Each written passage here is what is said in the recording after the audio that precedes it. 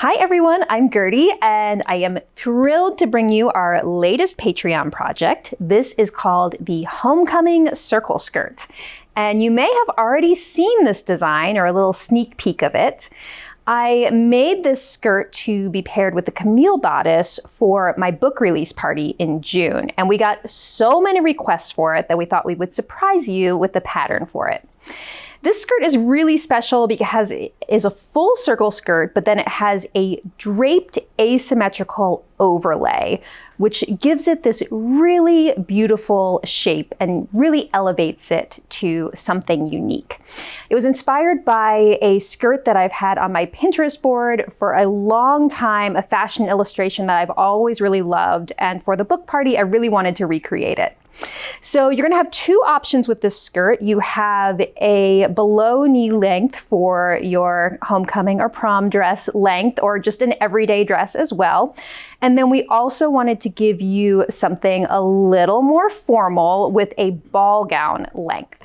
So you can also make it as a separate skirt, keep that in mind, with the waistband. Or you can use any bodice in the Lamour-series, like the Camille or anything else in that series, to make a fabulous dress.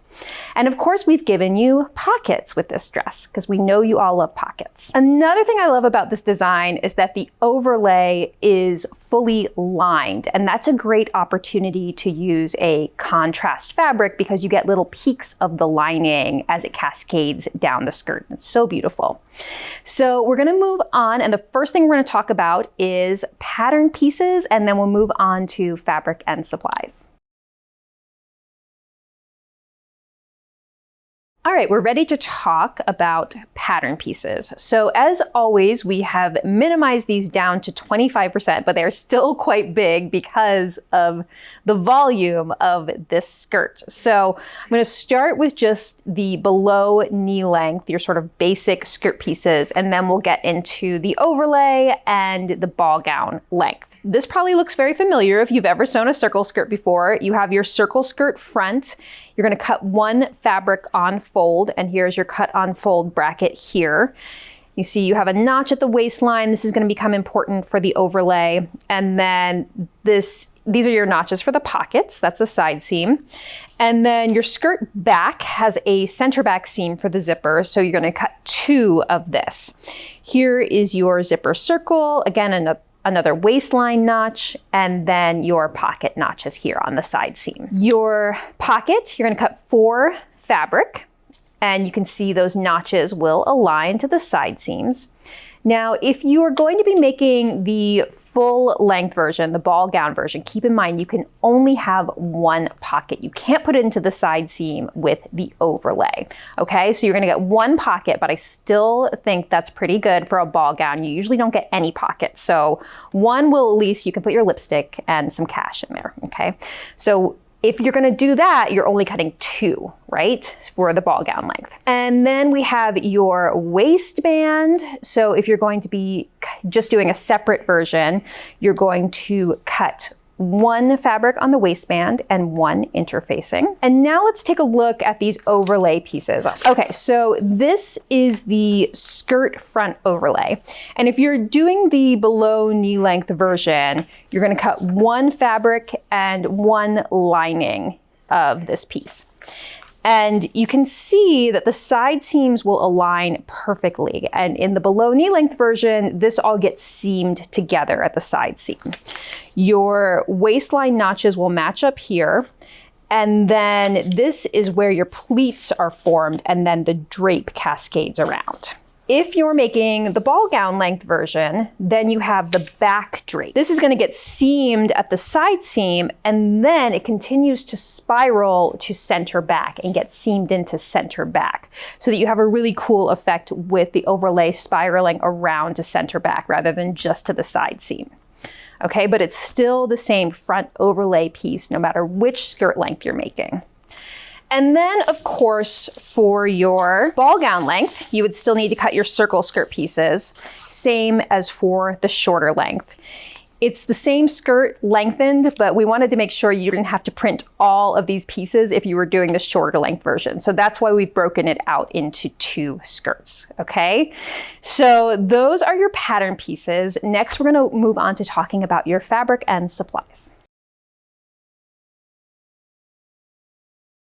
Okay, we're ready to talk about fabric and supplies. So you can see the full list of fabric recommendations in the instructions, as always, but I wanted to highlight some of my favorites. So what we're recommending is light to medium weight woven fabrics. And I think the most important thing for this skirt is that you're looking for fabrics with body, okay? You don't want anything that's too drapey, too liquid, because then you're not gonna get the drama of that beautiful overlay, okay? And you really want your skirt to stand out beautifully. So you're looking for things that feel like they have a little bit of stiffness, that sort of hang out like this, and sort of, you see how it's creating this sort of like plane rather than draping down in a cone? That's what you're looking for. So this would be a nice option. I love silks or synthetic brocades for this skirt. This is a silk brocade, very beautiful. You could do a satin. Of course, silk Duchess satin is beautiful for this. If you're doing a special occasion dress or a wedding dress, how gorgeous would this be? But you can also do a poly satin. That's an economical alternative. Also, cottons are great for this dress. I didn't pull any cottons, but think about a cotton sateen, or even, you know, a cotton broadcloth or poplin, something with a little bit of body for a more casual day dress. Another silk I really like is Goodbyyye or Shantung. Has these really nice slubs on the fabric and comes in a lot of beautiful colors, and often with two different colored threads, which give it a lot of dimension. Okay, so that would be one option.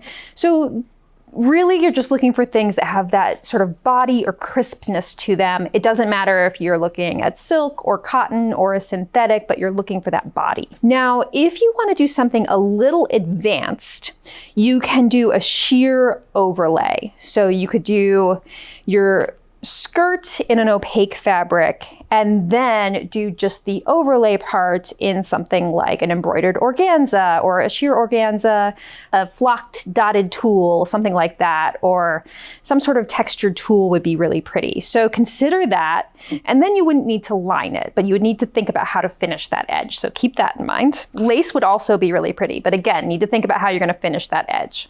Another idea for a more advanced version of this would be to make your overlay in lace. And a lot of lace has a beautiful scalloped edge when you buy it, but of course you can't position that scalloped edge along this curved asymmetrical overlay, right? But what you can do is you can cut off with teeny tiny little scissors, you can cut off the scallop from your lace yardage and then applique it on top of the hem of the overlay. And that would create a really beautiful finish, and then you would get your scalloped edge cascading down your skirt. Now, to do an applique, you would want to use a small zigzag stitch and then just trim away any excess. Now, of course, you are also going to need some lining for your overlay.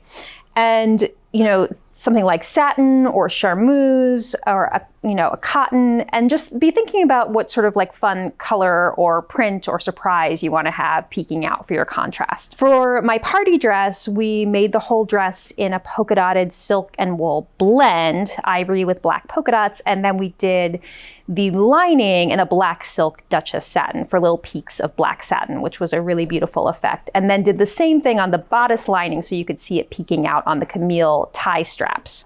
So think about where you can play around with contrast in your bodice as well. Now, you're also going to need some interfacing yardage if you're making the separate skirt, okay? Because you will need to interface your waistband. So we like things like a woven interfacing tricot or a weft interfacing. You're looking for a fusible, so you'll need some yardage of that. And then, of course, you will need, if you're making a separate, you'll need a zipper. You'll need a skirt length zipper. And if you were making a dress, you would need a dress length zipper. And for a skirt, you would also need a hook and bar for the waistband. And then, as always, you're going to need machine sewing needles to match the weight of your fabric. We really like microtex for all of these fabrics, and probably like an 80-12 would be a good size. And then thread to match your fabric. All-purpose polyester is going to be a great choice. Keep in mind, you'll probably want thread to match both your outer fabric and your contrast fabric, okay? Because especially when you do your understitching on your lining, you don't want it to be a contrasting thread color. So make sure you have both colors on hand.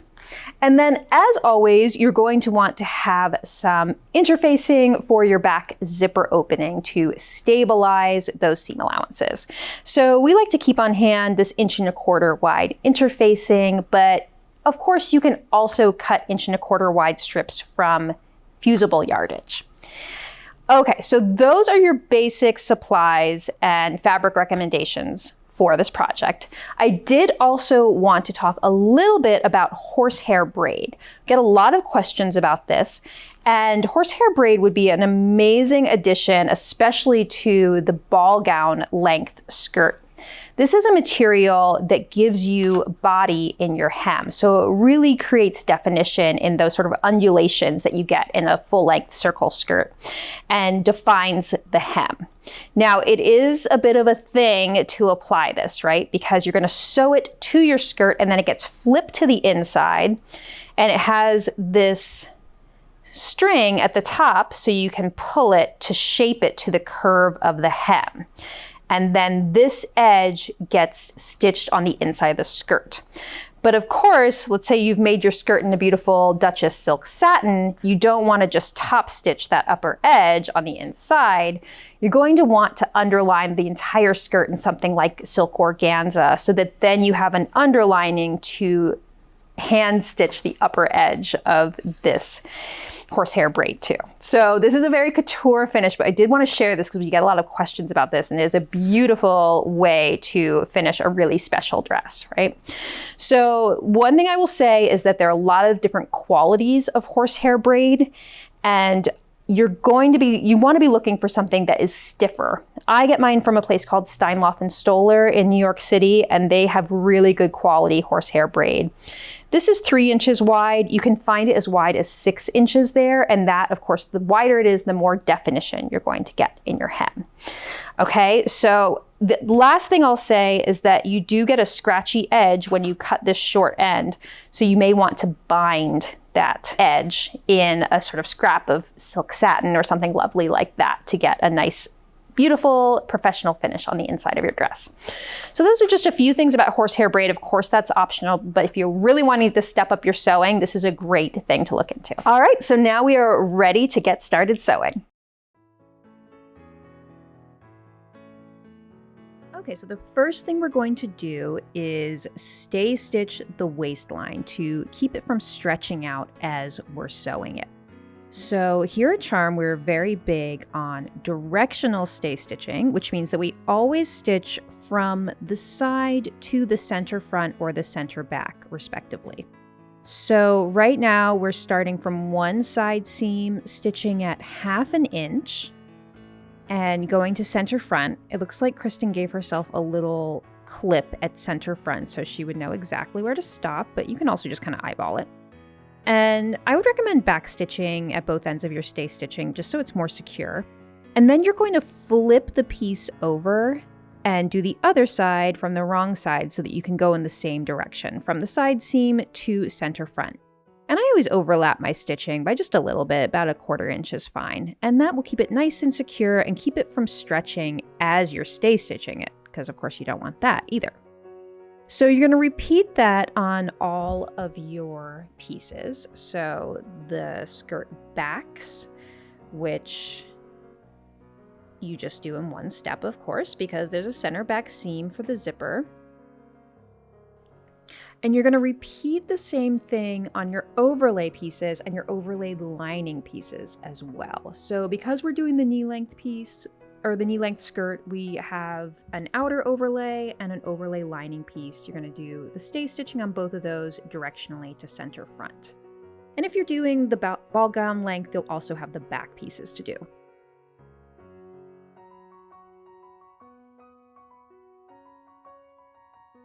Okay, so now we're going to stabilize our back zipper opening, just like we always do.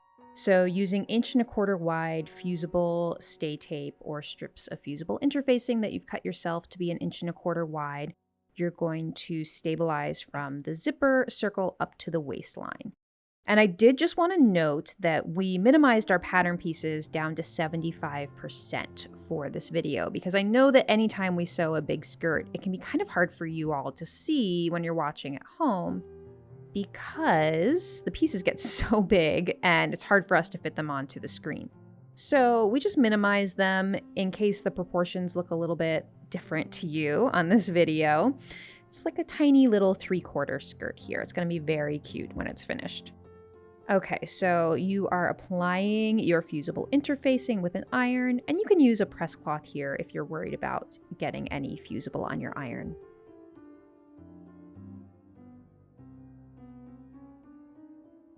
All right, our next step is to sew the overlay lining to the overlay outer piece. So we are using this really cute black and white polka dot as the lining. It's the inverse of the outer polka dot, so it's gonna be very cute when you see it peeking out.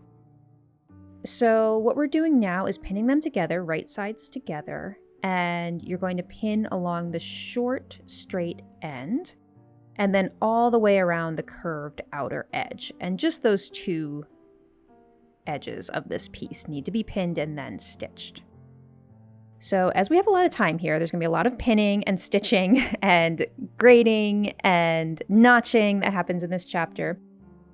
I wanted to ask you all, I know that there have been some of you who have come to the Crowdcast who scale down our patterns for dolls. So I was just curious if any of you have experience with this scaling down of our patterns like we're doing with our 3/4 pattern here today.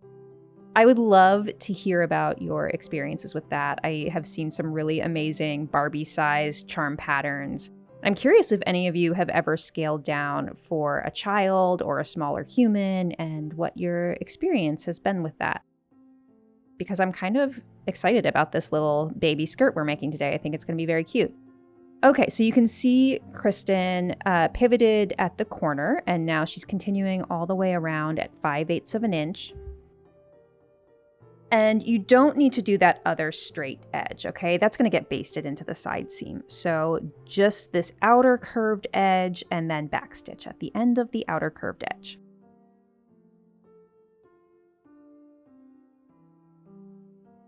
Okay, now as you can imagine, we're going to have a lot of grading and notching to do here. So the lining is going to be the shorter seam allowance when you're grading. So you're going to want to trim that down to about 1/8 of an inch. And then the outer seam allowance, the outer overlay seam allowance, is about 1/8 of an inch taller than that, okay? And then you're going to clip into the seam allowances around the corner to remove any bulk. And then you're going to need to do this whole long outer curved edge. And then you're also going to need to notch, okay? So Kristen does her notches, like we talked about last time, in a little 2-step process that I'm kind of obsessed with how it looks so fast like this. It's like stop motion animation or something. So she does one side and then she goes back and then does the other side of the notch. So a notch is a triangular shaped little cutout, okay? And you do that on outer curves. Okay, so our next step that we're going to be moving on to is understitching. And we really want to take the time to film this step by step because this is such an important skill. We use it in a lot of our charm and Patreon patterns. It's also something that a lot of people skip because it doesn't seem like it's going to do that much when you just read the instructions to a garment. But it's one of the most satisfying and effective skills that you can build into your sewing. So understitching is a line of stitching that goes on the inside of your garment, and it's usually on a facing or lining, something that gets rolled to the inside of your garment, and it helps create a really nice crisp seam line on the edge. It also helps your facing or your lining stay pressed to the inside of your garment. So some of my favorite understitching tips are that you're always going to be doing it from the right side of the fabric or the garment. So keep that in mind. And you're going to be holding your layers really taut. And you'll see in the sewing, as Andrea's working on it, that she's really holding those layers taut and focusing on making sure that your seam allowances are underneath where you're stitching. And another thing I've noticed when I'm teaching understitching is that students tend to want to press before understitching. My preference is to wait until after understitching because the understitching line is going to be a really amazing tool to help you press out that seam line to the edge so you get that beautiful crisp edge. So think of the understitching as a step in preparation for your pressing. Okay, so we're going to watch Andrea understitch step by step and we'll talk you through every part of this process. Okay, so just to correct myself, I know I said in the previous little intro that we were going to be watching Andrea. Obviously, it's Kristen. So thank you, Kristen, for stepping in to do this. Okay, so we are going to be understitching now. So you are going to be understitching on your lining and you want to make sure that your seam allowances are underneath your stitching. And we're going to need to break our stitching in that corner there because it's so tiny, you're not going to be able to get all the way into the corner. So keep that in mind as you get started. Now we're making sure that our seam allowances are under the black with white polka dots because that's the lining. And Kristen does her understitching so that she aligns the center of the presser foot with the seam line and then moves the needle to the right, which is a great way to do this and make sure that you stay aligned with the seam line. And you just want to pull those layers taut as you're stitching, creating a nice taut surface there. And then you're going to get close to that corner. You're going to need to backstitch. And you can either break your stitching or just kind of pull the thread forward, but make sure that you backstitch at the beginning and end of each step of stitching. Now we're going around this outer curve here, which is going to take a little while, and just continuing to make sure, especially with all of those notches and the seam allowances, that your seam allowances are still oriented underneath the overlay lining as you're understitching so that you are catching the seam allowances in your stitching. And of course, you're going to want your thread to match your overlay lining fabric. We're using white here so that it stands out in the video, but this stitching will be slightly visible when it peeks out from the cascade. So keep that in mind. And when we used a thread that blended in with the fabric, it hid itself very well and you don't even really see the stitching, especially if you stitch a little bit closer to the seam line than maybe you normally do. So say you normally do your understitching at 1/8 of an inch. If you go even closer to the seam line, it will disguise itself even better. And now we're going to spend some time pressing. And so just rolling out the seam line to the very edge. And I know there are going to be some of you who just really don't want to do this understitching, right? You're probably thinking it right now. I don't want my understitching to show on my cascade. So I will say, it does give you a very nice crisp finish, and I think it's worth it. And like I said, if you move the stitching closer to your seam line and use a thread that blends in, I don't think you'll see it, okay? I don't think it'll bother you. But if you just really can't stand the idea, I give you permission this one time to skip the understitching, but you have to promise me that you're going to spend basically forever pressing, okay? Because you're going to have to really, without the benefit of understitching, roll the seam line out to the edge. And if you do a quick press, it's going to get all collapsed in on itself. You're not going to get this beautiful crisp edge that you see Kristen has here.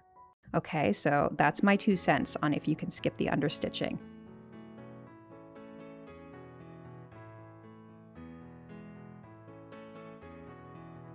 Okay, so now you will have the lining loose from the overlay at the side seam and at the waist. So we're just going to quickly baste the layers together so they're not moving around or shifting as we are sewing them to the skirt. So obviously wrong sides together, and you are pinning the side seam layers, that long straight edge that you didn't sew.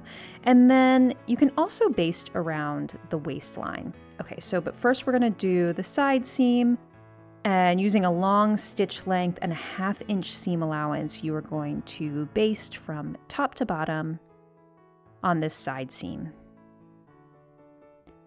And this will secure the layers so that this overlay, this lined overlay piece, just acts like one piece moving forward.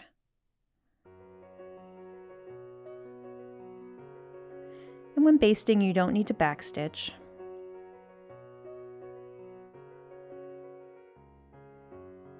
And you can repeat that on the waistline as well.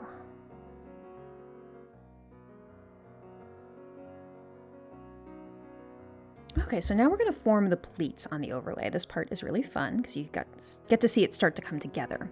So Kristen has not basted at all on the waistline yet. She's just pinned, which is totally fine. It's a little more living dangerously. So if you're worried about things shifting as you form the pleats, then do that step of basting the waistline first, and then you're going to have to baste the pleats again. So Kristen does it all in one step, which is totally fine too. Okay, so what we're doing now is we are forming the pleats, and I like to have my pattern piece handy when I do this and make sure you're working from the right side. So you're taking your pleat lines and bringing them together, and the pleats are folded towards the side seam, okay? And you want to make sure that everything is aligned at the waistline. You have 3 pleats to form here. And that last one kind of folds in right on top of itself on the edge. So it doubles up here. So you're going to pin those pleats in place. Make sure everything is nice and aligned, and now you're going to baste. So what Kristen is doing is sort of, she's very efficient, always with her sewing, which I appreciate. So she is basting at 1/2 inch, and she is getting 2 steps done for the price of 1 here by basting the waistline layers together and then also basting the pleats in place. But like I said, there's no harm in doing that in 2 separate steps, so that the layers are already held together when you go to form the pleats. Okay, so everything is basted together, your pleats are formed, and now you can see how it's going to start to drape, and look how beautiful those little cascades are going to be.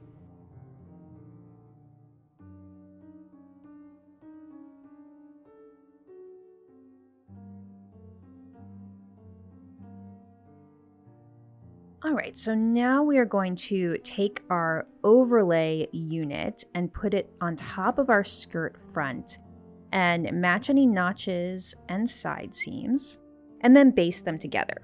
I do just want to note that if you're doing the ball gown length version, that the steps are in a different order, so you're not going to be doing this. So make sure that you refer to the instructions if you're doing that version, because things are just in a slightly different order. Nothing that you can't handle, but because we're not showing that version on the video, I want to make sure that you don't do anything out of order if you're doing the full length version. Okay, so we are pinning these around the waistline, all those layers. So you can see this does start to there are a lot of layers here, which is one thing I love about this skirt because it gives it a lot of body and volume to have those extra layers, the full lining on the overlay. It really helps it stand out and gives it a lot of structure. Okay, so now you're also going to match the side seams. You can match those pocket notches. We're going to be doing the pockets in the next step. And your overlay on this length version should end above the hem, right? Because the overlay is hemmed, but the skirt is not, okay? So the overlay will end about 5/8 of an inch above the raw edge of the skirt front. All right, so we're gonna baste all of these edges together that you just pinned. So using a 1/2 inch seam allowance and your long basting stitch. I use like a 4 to 5 millimeter stitch for basting. Now we're doing the waistline. Make sure that your pleats stay flat. And continuing around that curve. And there you go. Next, we're going to move on to pockets.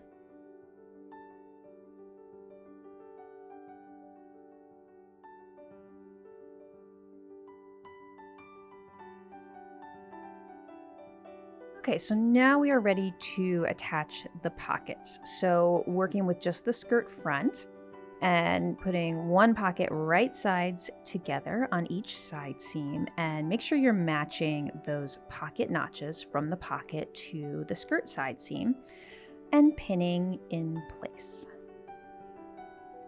Same thing on the other side seam. And you're gonna have a lot of seam allowances here because of the overlay lining, now a pocket, but that's okay. Just pin that in place just like the other one. And now we're gonna stitch with a 3/8 of an inch seam allowance, okay? That's very important. And that is the standard when we're stitching on side seam pockets or inseam pockets, as they are called. So you're using 3/8 of an inch seam allowance, and that helps the pocket kind of hide inside the seam line by 1/4 inch. So you're not seeing the pocket seam line right on the edge of your skirt. And it just creates a more elegant finish. Okay, so stitching those from top to bottom, and now you're gonna press the pocket away from the skirt with the seam allowance underneath it. Okay, so you just press it from the right side if your fabric will allow it, and make sure the seam allowance isn't twisted or anything like that. You're gonna do that on both sides.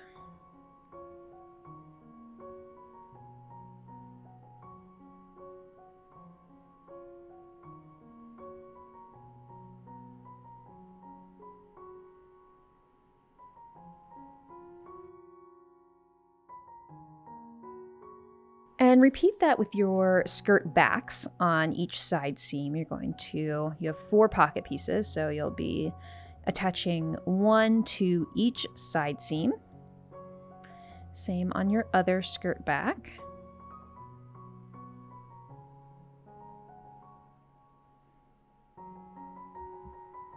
And pressing out. And next we'll move on to sewing the skirt back.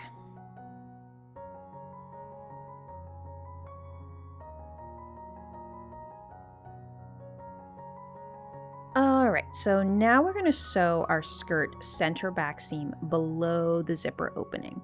So you are going to put those 2 skirt backs right sides together along the center back edge.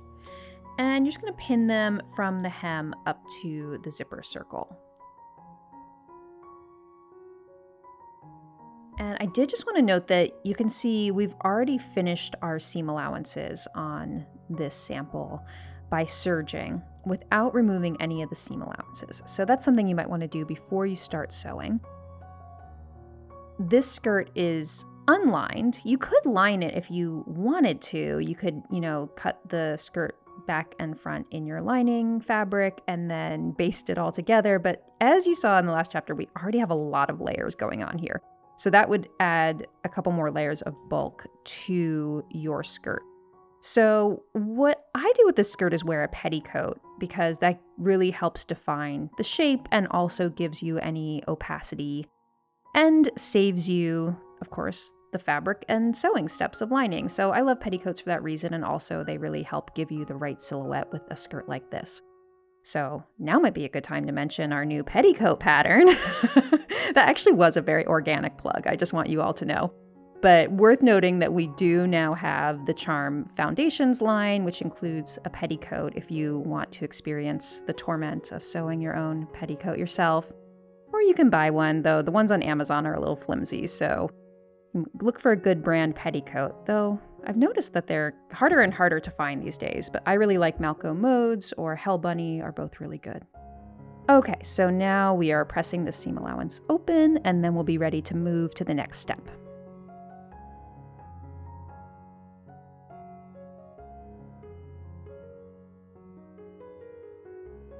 Okay, so now we are ready to sew the skirt side seams, which is exciting because then this is essentially going to be a skirt and it'll be ready for the zipper and the waistband. And you're going to start to see how beautiful it's going to look.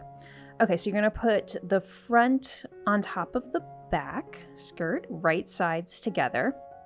And we're going to pin from the waistline down to the hem, but pinning around the pocket edge. So you're going to want to make sure the pockets are aligned top to bottom, and then you're going to pin around the oh, Kristen's going to do the skirt side seam first. That's fine. So pinning up from the top, or up from the bottom next. Aligning all those layers at the raw edge, matching any notches. And then aligning the bottom of the pockets. And pinning around the outer edges of the pockets. Now, sometimes, especially if you have serged your pockets, it can be hard to serge around tight curves like this. So if your pockets aren't matching up exactly, my recommendation would be to press them flat against each other and just have the edges be slightly misaligned rather than forcing the edges to match up, because then you're going to get bubbling in your pocket if you do that. So just one thing to keep in mind. All right, so same thing on the other side seam.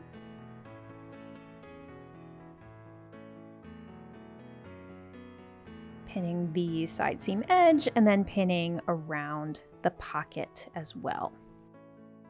So these polka dots are so cute. I think that this was in the stash from when we did the Starburst skirt at the very beginning of Patreon. I'm sure, you know, there was a lot of discussion about the Starburst skirt. We re-released it at some point, but it was a special bonus project that we did the very first month of Patreon, and that was February 2020. So that's kind of crazy to think about. And this fabric, I remember being so excited that I found it, because anytime that I find polka dots that are in like inverse colorways, like we have here, like the black with the white polka dots and then the white with the black polka dots, you just have to buy it. Like, that's just a tip from me to you. Just buy them both, get at least 5 yards of both, because you're going to want to do something like this where you do a cute little contrast and it's such a fun effect. But polka dots are so hard to find. You would think that they would be easy to buy, but I feel like they're hard to find in good colors, in good fabric bases. Okay, let's get back to the task at hand here. So when you go to sew your side seam, you're going to have to pivot at the top and bottom of the pocket at 5/8 of an inch, okay? So one thing that I really like about these Bernina 1008s that we sew on, which they unfortunately don't make anymore, but you can find used, is that they have a line not just to the side of the needle for 5/8 of an inch, but in front of the needle and behind the needle, which you can kind of see as Kristen is sewing here. So that helps you pivot. So you can see it kind of in action on this next seam. So when she gets down to the pocket, you can see the pocket stitching at 3/8 of an inch. And then when the pocket reaches the 5/8 of an inch line behind the needle, then she pivots, stitches around the pocket at 5/8 of an inch. And now you're going to see it in action on the other side. So again, when you get to when the skirt itself reaches that 5/8 of an inch line, that's when you know to pivot. So if your machine doesn't have those lines, 5/8 of an inch in front of the needle and 5/8 of an inch in back of the needle, you can add it with washi tape or a marker or something like that, because it is handy for moments like these. All right, so now we are going to clip into our seam allowances. Kristen clips through them both, but one handy tip is that for pockets, you only actually have to clip through the back skirt and pocket seam allowances, okay? So, and that helps you, it doesn't have to be so many layers, right? So you can just put your scissors in between the layers and just clip the back layer. And you'll see why on the next step. It's because, oh, we got some dull scissors here. She's doing the thing. She's going in. Make sure your scissors are nice and sharp for this. But you'll see when we press it open, you really only need the back seam allowance to be clipped, because the pocket is going to get flipped towards the front of the skirt.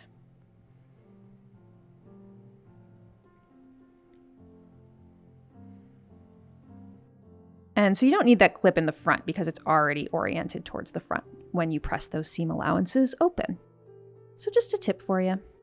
And then you can see we're doing the side with the overlay here. So we've got a lot of seam allowances on one side. The overlay seam allowances get pressed towards the front. The pockets get pressed towards the front.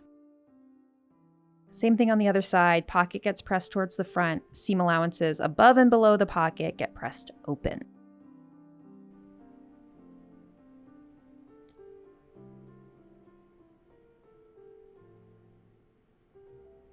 All right, so those are your side seams sewn. You can see how cute this little 3/4 skirt is looking. I hope we can find someone who it fits. Looks too big for Hattie, maybe Elvira, maybe my niece. Little pockets here. And next we're gonna be ready to do the zipper.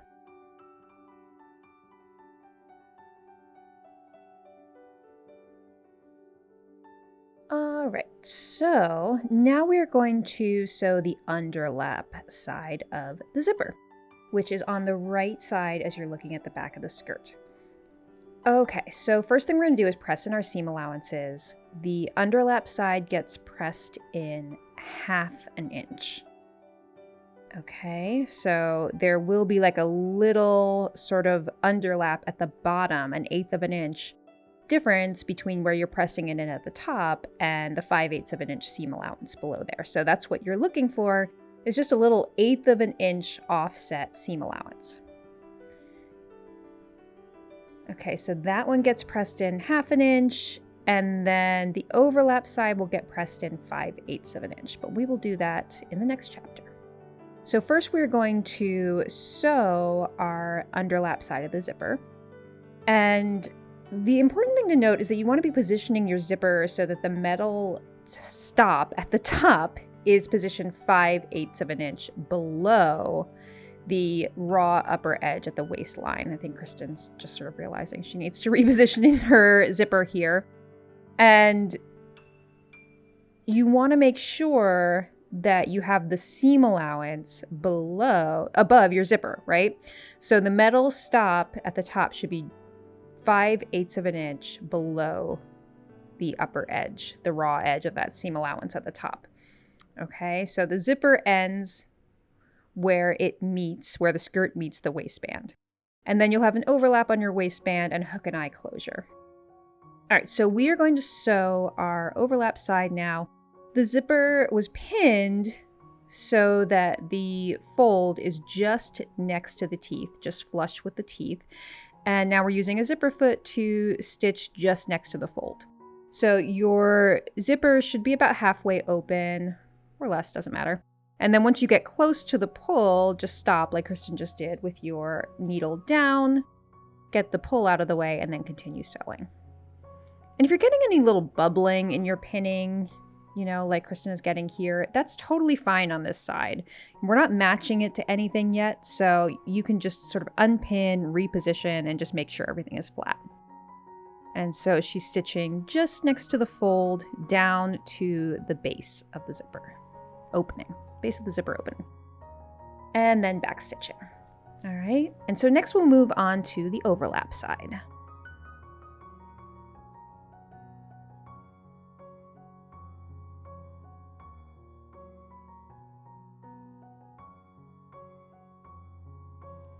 All right, so now we're ready to move on to the overlap side of the zipper. And if you haven't already, you're going to want to press in that seam allowance, the full 5/8 inch.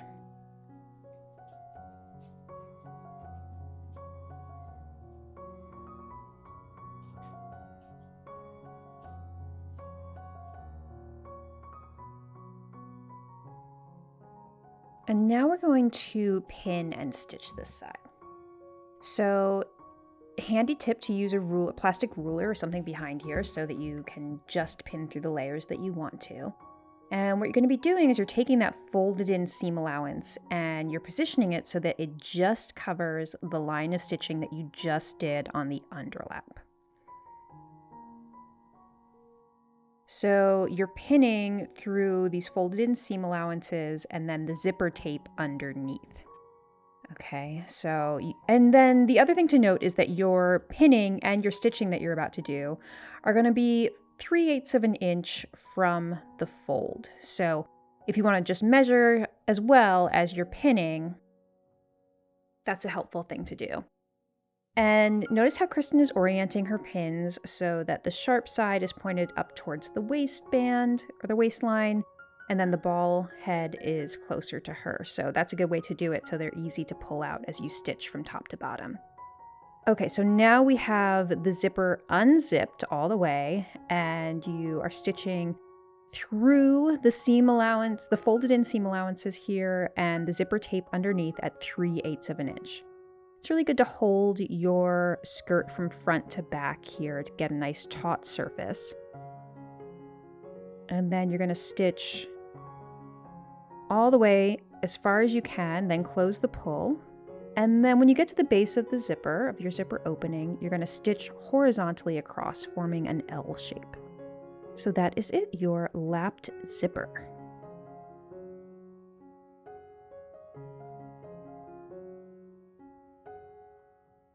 All right, so now we are ready to sew our waistband. And if you've sewn any of our skirts before, hopefully this construction will be familiar to you. But we generally have an underlap that hides the hook and eye underneath. So one side will be the underlap and the other side will not. So on the side that Kristen's pinning now, you're going to need to sew the short end and then sew to the notch as well. So, okay, this is the overlap side. You're sewing just at 5/8 of an inch on the short end. Easy peasy. This side is simple, right? But then on the other side, which is the underlap side, you're going to stitch the short end, but then pivot 5/8 of an inch from the bottom. And you're sewing just a little ways along the long end until you get to the notch. Just a tiny little bit of stitching here. And that's going to form that little tab that is the underlap for you to either put a button and buttonhole on or some sort of closure. We do a hook and eye on this skirt, or hook and bar is a great way to do it. Okay, so now you're going to trim down those seam allowances and clip diagonally across any corners. On the underlap side, you can take that notch and clip it all the way to the seam and then trim away at the corners, trim away seam allowances. Now, because we're working at 75% on this particular skirt, this waistband is going to look really tiny, and not only tiny, but very skinny. So just keep that in mind, that minimizing it did throw off the proportions here. So your waistband will not look this narrow and skinny, but because we scaled it down when we printed it, it's just going to look way more delicate, and the seam allowance, I think, looks a little wider than the waistband itself. So keep that in mind if you're wondering why ours looks like that. All right, and so then you can see Kristen's working from the underlap side. You're turning in the seam allowance on one side of the waistband, pressing it in. So this pattern piece is not symmetrical, right? Because it has the underlap and overlap sides that are different. So you have to be very mindful of which side you are pressing in. So I would just follow the way that Kristen's doing it as you're watching along. Make sure that the underlap tab is on your left side, and then you are pressing in the lower seam allowance on the under layer, not the upper one, if that makes any sense. Okay, so you want to be following exactly as she's doing it, because otherwise the two sides are going to get mixed up. Which, honestly isn't the end of the world. You would just have the underlap on the other side than we have it. But, it's nice to keep things consistent and have a standard way of doing things. So she's just repressing her first crease. So you have a nice crease at the top of the waistband, and then that lower seam allowance is pressed in as well.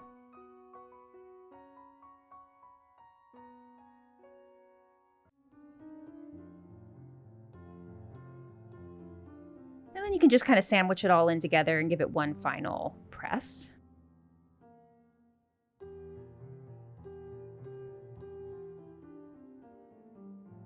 And then next we'll move on to sewing this to the skirt.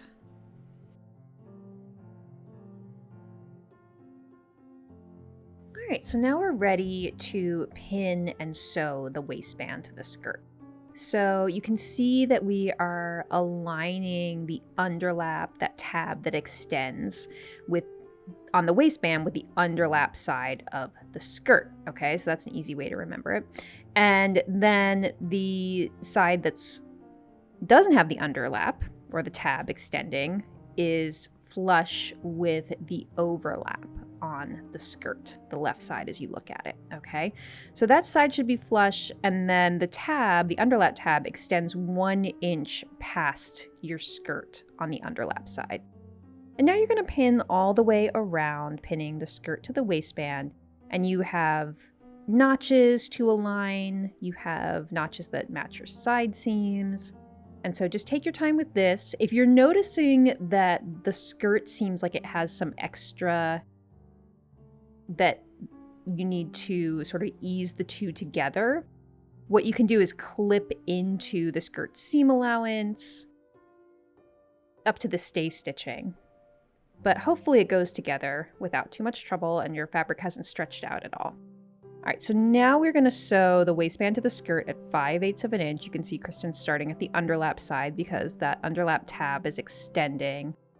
I keep saying tab, but it's really more of an extension. Extension is on the side where she started. And we're stitching at 5/8 of an inch, making sure that all of our seam allowances stay pressed open. It can be a little tricky with this style skirt because you can see, to the left that there are folds that start to form because it's a full circle skirt. So you may accidentally sew some folds into your waistband, and that's fine. Just double check, go back and fix it. And that's what you want it to look like. So we're just looking for any little pleats or folds that accidentally formed, and you can go back and fix them. Next, you're going to grade your seam allowances. So trimming down the skirt seam allowance, the narrowest, and then the waistband will be a little bit wider. And I would recommend also clipping into any curvy parts of the skirt. And especially this little 3/4 size one is very curvy, right? It's a tight little curve on that waistline. But a circle skirt does naturally have a curvy waistline. So just give it some little notches, or clips, excuse me.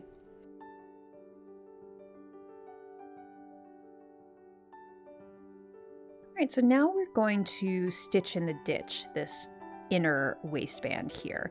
So I don't know if I said this in the last chapter when you pressed it in, but you want to press that in 1/2 inch rather than the full 5/8 of an inch. So that will make it easier to catch your stitching.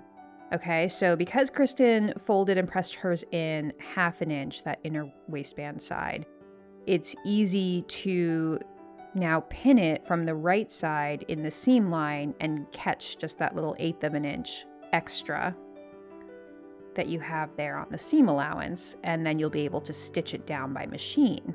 So that's called stitching in the ditch. That said, if you're a person who prefers to hand stitch your waistbands, which I like to do unless I'm in a rush, so in that case, you would want to have your full 5/8 of an inch seam allowance here, okay? And then you would hand stitch it with a slip stitch.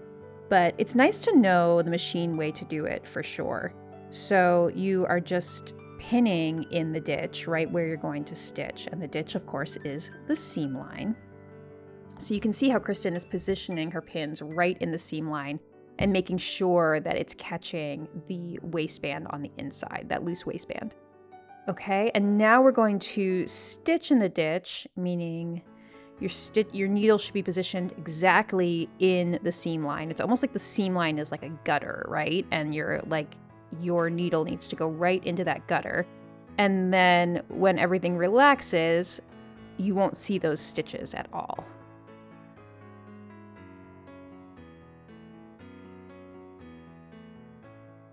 Make sure you don't stitch on any metal parts when you get to your zipper. And there you go. That's your finished waistband stitched in the ditch by machine.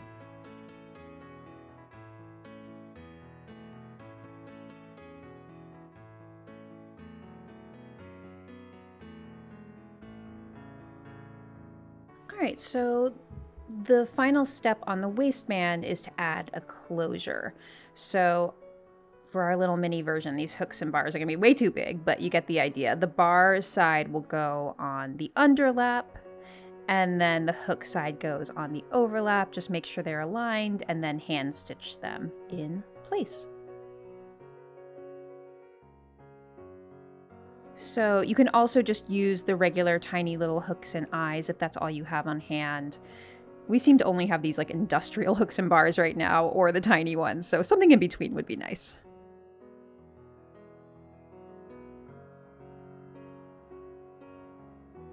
All right, so now we want to talk about one of the most important things to discuss about hemming a circle skirt, which is leveling the hem. I feel like we're really getting back to some old school charm techniques here. So this is sort of vintage sewing 101. We sew a lot of big skirts with flare here, right?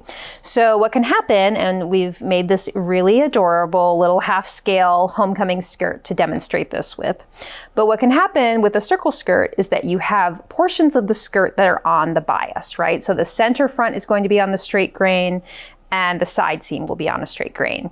But then between that, you have all these bias sections of skirt, and as we may know about the bias tends to stretch quite a bit, and those fibers stretch and they can actually fall as they're hanging.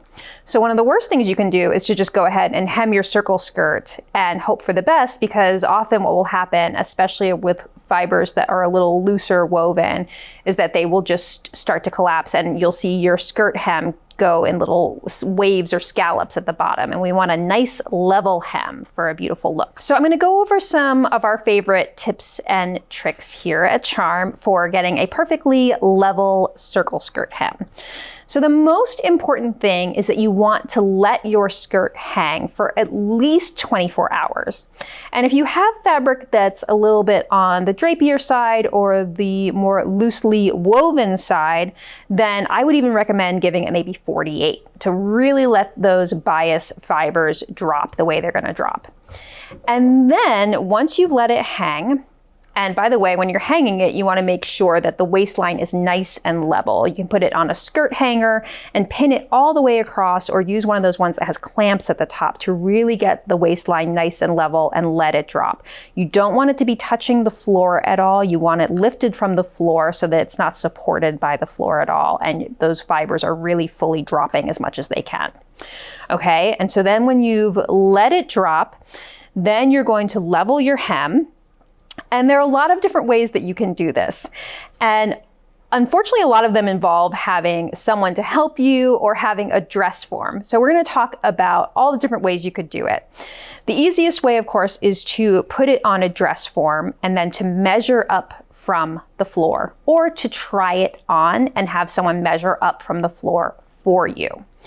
It's really important that when you're doing this, that you are wearing the petticoat that you plan to be wearing with the dress, and you're wearing the same shoes and the same undergarments, just to make sure that everything is sitting exactly where it's going to be sitting when you are wearing the dress. Okay, so let's say you're doing this on a dress form, or you have someone who is measuring up from the floor for you. Here are a few supplies that we like to use. A really great vintage supply is these hem markers, which have a stand at the bottom and then these clamps.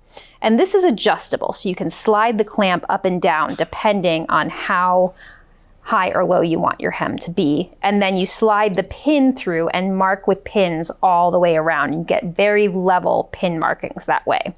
So I'd really recommend one of these. The other thing that's much easier is to use a yardstick. This is gonna be way too tall, but you get the idea. I'm gonna measure from the floor, and then you can use a pin, right? And let's say I wanted to mark, I usually want my skirts as long as possible. That's what we're always finding in the Charm Studio, is we're like, okay, let's find the point, the shortest point, right? And then you're going to give yourself room for a hem allowance. Of course, you'll want at least 1/2 inch for a hem allowance. And then let's say I would measure at 28 inches here. I would put a pin to mark it and then continue all the way around like this. It's a big job. Now you can use pins, or you could use chalk to mark at that point, or a disappearing ink pen, okay, to mark all the way around. So that's one option, or of course a clear ruler to mark from the ground is fine. Okay, so you're gonna mark all the way around and then trim off any excess, making sure to leave that extra little bit for your hem allowance. Now, one question you may have is, if you don't have a dress form, or if you don't have someone to help you do this, how do you hem a circle skirt? You're of course going to want to let let it hang as usual. And this isn't quite as foolproof or as efficient, or you're not going to get the most beautiful level hem this way, but if it's the only way you can do it, then one thing you could do is do not hang it as you're measuring, but let it hang, take it off the hanger after 24 to 48 hours, and then you're going to measure down from the waistline to the length that you want the skirt, and then mark. You're gonna have to get it on a flat surface, measure down, and make a mark from the waistband down all the way around on a flat surface. So let's say you want your skirt to be 28 inches finished. You're gonna measure and mark 28 inches all the way around every couple inches, right? So you have a bunch of marks all the way around and then trim it. Like I said, it's not the absolute best method to do this, and you're not gonna get the most level hem, but if it's the only way you can do it, it's definitely better than not hanging and leveling. Okay, so those are a few of my favorite tips for hemming a circle skirt. And next we're gonna move on to our next sewing steps. All right, so we have of course let this hang and leveled it up. And one thing to note is that if you have an overlay on your skirt, which you probably do, because why would you just sew a circle skirt when you have this beautiful overlay? You want to make sure that at the side seam, your hem needs to be level with where the overlay ends, of course. Okay, so keep that in mind. And then you're going to do whatever hem you want to do. You do you, as Kristen says a lot in the studio. You could do a 3-step narrow hem. You could do a 1/4 inch hem that you fold up twice, and then your skirt is finished. Okay, everyone, that is it, your finished homecoming circle skirt. I hope you've loved learning how to make this pattern. I'm so excited to see what you do with this, especially because there are so many options with the knee length, the ball gown length, you could go advanced with the overlay. And I also can't wait to show you, in just a couple weeks, we have the next issue of our magazine coming out, and we use this to create a really spectacular cover look for Halloween. So I feel like this has a lot of spooky potential as well for your Halloween costumes. Thank you all so much for watching and for being patrons. And don't forget to tag me in your makes at Goodbyyye18, and you can use the hashtag #CharmPatterns. I'll see you next time. Goodbye.